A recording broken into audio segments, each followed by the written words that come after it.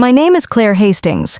I'm 26 years old, and the night I packed my life into 3 suitcases was the night my father called me a disgrace to the family. We were sitting at the dinner table, same chairs, same polished plates, same routine toast to legacy and discipline, when I shattered everything with a single sentence: "I'm not applying to graduate school, I'm launching my company." The air turned sharp. My mother's fork hit her plate with a cold metallic clang.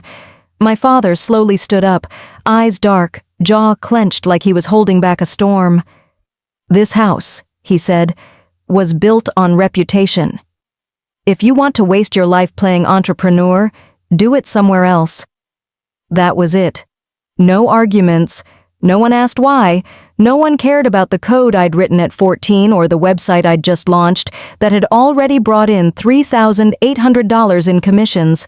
To them, none of it mattered unless it had a degree printed on top. I was born and raised in Brookvale, Oregon, a town so obsessed with academic pedigree, your worth was measured in Latin honors. In my household, dreams weren't encouraged, they were scheduled. Honors diploma, Ivy League, law, medicine, or bust. My older brother Derek had checked every box, now a neurosurgeon with a framed Harvard crest over his fireplace. And me? I was the girl who fixed neighbors' printers at 12, built e-commerce sites for local florists at 16, and dared to think maybe there was another way. But that night, when I chose freedom over legacy, everything changed. If you've ever felt suffocated by expectations, stay with me. And if this story moves you, don't forget to like, comment, and subscribe. In my family, love always came with conditions. I didn't grow up being told, "We're proud of you," unless it came with a test score attached.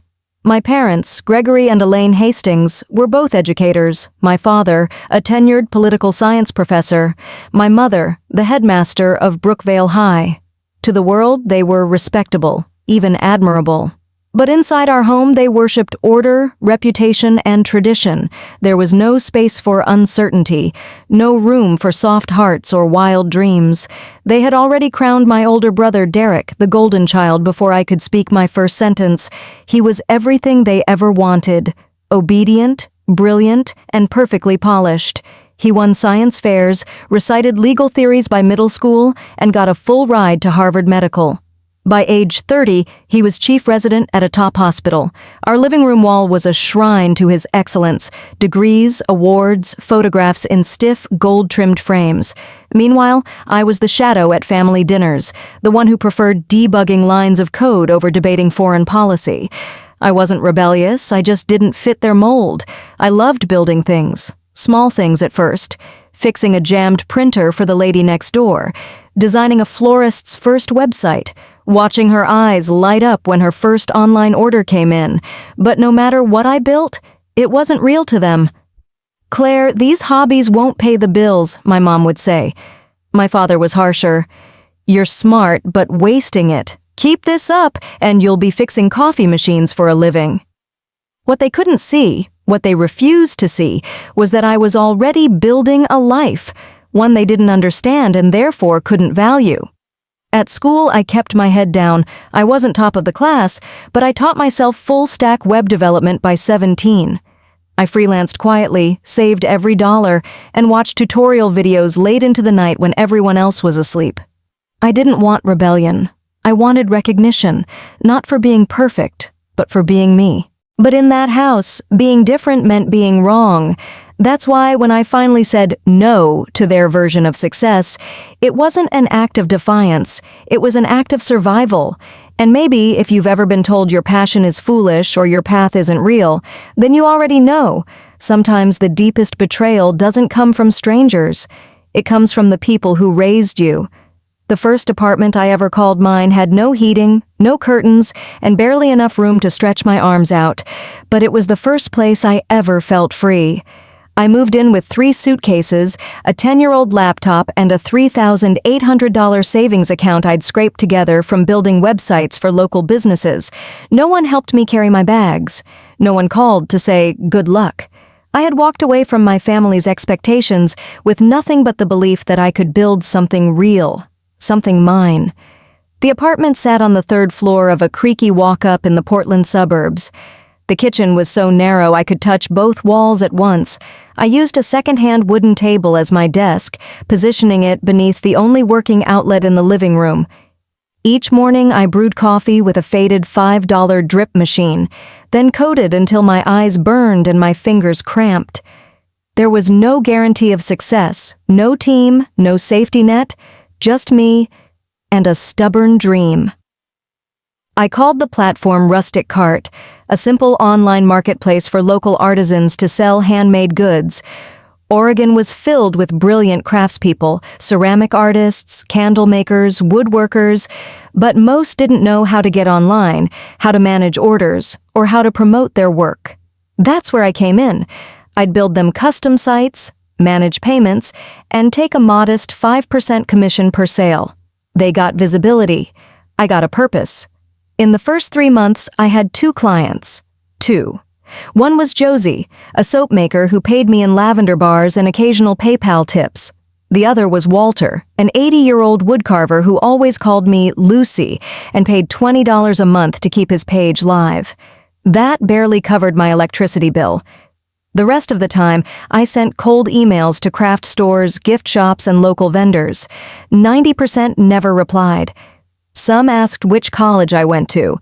When I told them I didn't, one replied with a laughing emoji and wrote, "Good luck with that. I lived on boiled eggs and cup noodles.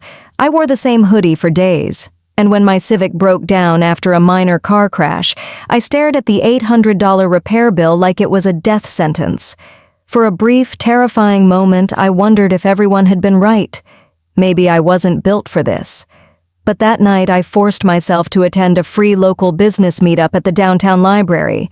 I was tired, scared, and unsure of what I was looking for, maybe just proof I wasn't alone. That's when I met Marcia Bennett, and nothing would ever be the same again. That night at the library was supposed to be a distraction. I almost didn't go. My body ached from exhaustion, my Civic was still dead in a mechanic's lot, and I had just enough in my bank account for rent, but not heat. But something in me refused to give up. I put on a clean sweatshirt, tucked a few business cards I'd printed at home into my back pocket, and walked into the conference room just as the speaker began. She stood behind a plain wooden lectern, silver hair tied in a low bun, wearing simple slacks and a navy blouse. Her voice was calm, precise, and so full of clarity it cut through every bit of self-doubt in the room. "This is Marcia Bennett," the host said, "founder and CEO of Ledgerflow, one of Oregon's most trusted small business software platforms." She didn't talk about billion-dollar valuations or the latest startup trends. Instead, she told us about scaling slowly, solving real problems. When the Q&A ended, the room thinned out. I stood frozen for a moment, then stepped forward and handed her my homemade card. My hand trembled. "Hi, I'm Claire Hastings," I said. "I run a small platform that helps local artisans sell online. No degrees, no funding, just real clients, real revenue, even if it's small." Marcia looked at the card, then at me. "Do you have customer data?" she asked. "I do," I said, pulling out my laptop. I showed her a modest growth chart, transaction logs, and a few product photos from Josie and Walter's pages. She scanned the screen in silence. Finally, she nodded. "You're solving a real problem, but your model's too small. You're chasing one customer at a time. That's not sustainable." I blinked, unsure what she meant. "You don't need more individual soap makers," she said. "You need to sell your system to stores, to brands, business to business, not direct to consumer. You've already built the engine. Now it's time to drive farther." That single sentence shifted everything. It was like someone handed me a new lens to see the world. We talked for nearly 2 hours about supply chains, licensing, data integration. She wasn't condescending. She didn't ask where I studied. She just listened, then guided. That night on the freezing walk home, my feet hurt, but my heart felt lighter than it had in months. For the first time, I wasn't just surviving, I saw possibility. The next morning, I renamed the company. Rustic Cart became Craft Logic Solutions, not just a site, but a system. a software platform for artisan businesses to manage inventory, orders, and scale efficiently. Under Marcia's informal mentorship, I rewrote the entire codebase, built a pitch deck, and launched an outreach campaign focused on independent craft store chains across the Pacific Northwest. It was the rebirth of everything I had once dreamed of, only now I finally had a direction. And for the first time, I believed I might actually make it. For weeks after the rebrand to CraftLogic Solutions, I barely slept. I was coding late into the night, rewriting the entire system from scratch using a scalable framework. My apartment still smelled like instant noodles and cheap coffee, but now there were sticky notes everywhere, on my fridge, on my walls, even on my mirror. Each one held a small task, a bug fix, or a cold lead. I emailed over 100 independent craft store chains. Most never replied. A few politely declined, but I kept going, quietly chipping away. Then one Thursday morning, as I was brewing a third cup of bitter coffee, my inbox chimed. The subject line read, CraftLogic Inquiry, Inventory Integration Capabilities. The sender, Rebecca Tran, Operations Director for a handcrafted furniture chain called Maple and Sage, 36 locations across 6 states. I must have read that email a dozen times. My hands shook as I called Jared, the UX intern who had been helping part-time. "We're building a demo," I told him, voice cracking. We didn't sleep for 5 days. We simulated real-time multi-location inventory, added shipping tracking modules, and designed a clean dashboard that even non-tech-savvy managers could use. The final product wasn't flashy, but it worked. It was smart, efficient, purposeful. When Rebecca called back, her voice was direct. "We need this deployed within 60 days. Can you deliver?" I glanced at Jared. He nodded. "Yes," I said, "but I'll need to coordinate directly with your tech team for back-end integrations." "Where's your office located?" she asked. I swallowed hard. "We're remote, but I can fly to Denver this week." I borrowed a blazer from a friend, wore my least worn shoes, and flew out 2 days later. That meeting was my first time setting foot in a real corporate office. Clean carpet, glass doors, automatic espresso machine. I was nervous, yes, but every technical question they threw at me, I caught. I had lived and breathed this system for months. No one knew it better than me. 1 week later, the contract was finalized, $420,000 total, $150,000 up front. I didn't cry. I didn't scream.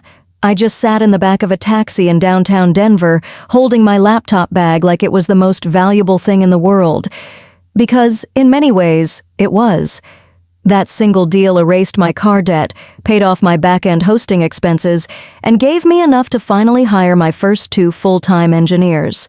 I moved the company into a small co-working space in Beaverton with real desks and chairs that didn't wobble. But more than the money or the growth, what that contract gave me was validation. They saw me, not as a dropout, not as a disappointment, not as someone who fixes laptops for craft shops, but as a founder, a builder, a leader. And in that moment, I knew this was only the beginning. Success came slowly, then all at once. Within 18 months of that first Maple and Sage contract, CraftLogic Solutions had grown into something real. We had clients across 3 states, a small full-time team, and a revenue stream steady enough for me to finally move out of that drafty apartment. I rented a modest 2-bedroom in Beaverton, nothing luxurious, just quiet, clean, and mine.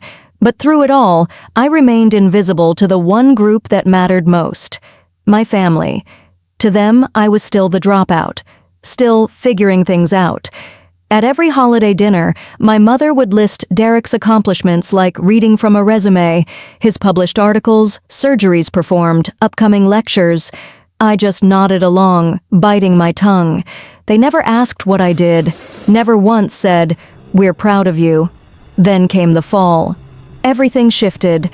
My father, Gregory, lost his position after 28 years teaching political science. The department was downsized, and just like that, he had no job, no pension plan. 1 week later, my mother was diagnosed with a chronic thyroid condition requiring expensive, long-term treatment. To make things worse, their mortgage had fallen 16 days overdue. I found out not because they called me, but because my mother accidentally forwarded a bank statement to an old email I still had access to. I stared at it in silence, and in that moment, I had every reason to walk away. They hadn't believed in me, hadn't supported me, hadn't even seen me. But I couldn't ignore them, so I did something they would never expect. I called my attorney and created a support trust fund named Spring Hill Holdings, disguised as a nonprofit community initiative. Within 1 week, it began sending monthly payments to cover my parents' mortgage. Next, I formed a shell company, Brightstone Consulting, and signed a fake contract with my father, hiring him as an educational consultant to draft civic curriculum. $2,000 a month. No deliverables. He was thrilled, told all his friends he'd been tapped for state-level education reform, and still, no one suspected it was me. When I learned that Derek and his wife couldn't afford the bilingual daycare they wanted for their twins, 2 full scholarships suddenly appeared from the Northwest Infant Development Fund, each worth $9,500. I watched as Natalie posted on Facebook, "God always provides, we're so blessed." Not once did they ask where the money came from, maybe because they couldn't bear the answer. Over the next 3 years, I quietly funneled over $120,000 into their lives: housing, medical bills, early education, false contracts, not because they deserved it, but because I knew I could survive without their love. But they might not survive without my help. I didn't want gratitude. I didn't even want acknowledgement. But deep down, I kept wondering, if they ever found out, would they still call me a disgrace? Or would they finally see who I really was? Thanksgiving that year felt colder than usual, not because of the weather, but because I knew exactly what I was walking into. The same house, the same seating chart, the same conversations circling around Derek's achievements like some endless victory loop. I arrived with a bottle of Napa Valley red wine, a neatly printed folder nearly 40 pages thick, and a USB drive holding the internal presentation I delivered at a major tech conference just 2 months earlier. I didn't come to be honored. I came to end the silence. As expected, dinner began at exactly 6 p.m. My mother, wearing a pressed beige blouse, raised her glass. To health, family, and continued excellence. My father stood next. And to Derek, who continues to make this family proud every single day. Applause followed. Nothing. Not one word about me. No one asked how I'd been. No one asked what I did. My sister Natalie leaned into her husband and muttered, "Let's make sure the twins don't touch Claire's weird laptop again." I smiled faintly, then placed the folder on the table, gently, deliberately. "I'd like to share something tonight." They all paused, confused. I opened to the first page, a feature from TechBridge Weekly, a full spread article titled, "Claire Hastings, founder of CraftLogic Solutions, reshaping America's artisan market." A photo of me, smiling, confident. My father picked it up like it was infected. "Where did you get this?" "I didn't get it. I lived it." I continued. "The company I built, without a degree, without your approval, employs over 180 people, operates in 3 cities, and is currently valued at $47 million. Silence. I slid forward the documents. Monthly transfers from Spring Hill Holdings to cover their mortgage health insurance receipts paid from my private trust. A consulting agreement from Brightstone signed by my father's scholarship records for Natalie's twins from a fund I created. You all thought help came from some miracle. It didn't. It came from me. My mother looked like she'd stopped breathing. My father stood, face red, voice trembling. "This is manipulation. You're trying to embarrass us with money." "No," I said calmly. "I just wanted you to see who I am, without the blinders of your expectations." Natalie crossed her arms. "You code from a couch and now you think you're better than us?" "I never thought I was better. I just stopped trying to be less to make you comfortable." Then came the final blow. My mother, voice cracking, whispered, "What about next month's support?" I looked her in the eye.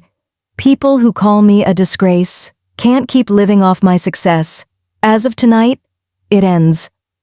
I gathered the folder, picked up my coat, and walked out the front door for the last time. It was raining, but every drop felt lighter than the years I'd spent carrying their silence. I left Salem the next morning before the sun came up. No long goodbyes, no letters left on the kitchen counter, just a carry-on suitcase, a laptop bag, and a one-way ticket to Clearwater, Florida. It wasn't a vacation. It was a departure from a life that had never truly seen me.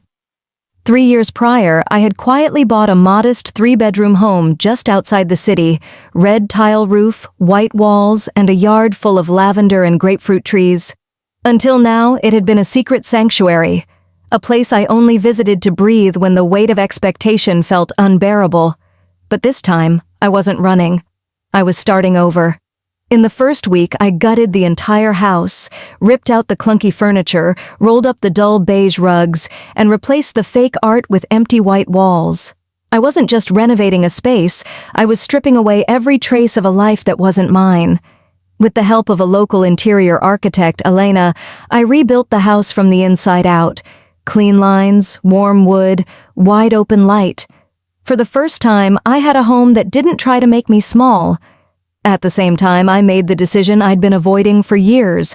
I ended it all. The silent donations, the disguised scholarships, the false consulting contracts. Gone. Through my attorney, I officially dissolved the Spring Hill Fund, terminated Brightstone's fake employment agreement, and withdrew all financial support to my family. Quietly, without explanation. I didn't owe them anything anymore. Then I stepped into Craft Logic's new office in Clearwater's West Bay Business District, 9th floor, ocean view, dark walnut floors bathed in sunlight. Jared, Rachel, and Dominic, all part of my original team, had flown in to join me for this next chapter. "No more hiding," Rachel said during our first team meeting. I smiled. No more double life. We weren't just a growing company anymore. We were a movement, proving that success doesn't have to wear a tie or come with an Ivy League stamp. And me? I no longer dressed down to appear humble. I no longer shrank my voice to avoid discomfort. I wore my truth, fully, freely. I didn't need a family to accept me. I had built a community that chose me for who I really was. For the first time, I wasn't trying to prove anything. I was simply living. I didn't expect to meet anyone, not in Clearwater, not in the middle of rebuilding my life, but maybe that's when real connection finds you, not when you're searching, but when you've finally stopped needing. It was a Friday evening, warm and breezy, at a local Women in Tech networking event. I had shown up to support a friend who was pitching her startup. I wasn't there to impress anyone, just wearing linen pants and sandals, holding a paper cup of ginger tea. That's when I met Caleb Meyer. He wasn't loud. He wasn't trying to network. He just asked thoughtful questions. We talked about nonprofit tech, community-based data tools, and somehow about our mutual love of Thai food and bad 2000 playlists. 3 weeks later, we had dinner again, then again. The third time, we didn't talk about work at all. We walked barefoot along the beach, sharing earbuds, playing the songs that used to fill our teenage bedrooms. He didn't ask me to explain my company, he didn't care about the valuations, and for the first time, I didn't feel like I had to shrink my story. "You're the only person I know," he said one night, "who built an entire company and managed to keep it secret from the world." I laughed, sipping my mint pineapple cocktail. Maybe I used to believe that if they knew, they'd try to turn me into someone else. "And now?" he asked. "Now," I said. "If someone can't accept who I really am, they don't get to stay in my life." We clinked glasses gently. No grand declarations, no labels, just a quiet moment of understanding. It wasn't love at first sight, it was something deeper. Peace. The kind of connection that didn't demand more of me, didn't ask me to be louder, softer, simpler, or anything other than Claire. Every Sunday night I started hosting dinners in my backyard, long wooden table, string lights, homemade bread, and people, young founders, friends, builders, believers. We didn't talk about revenue.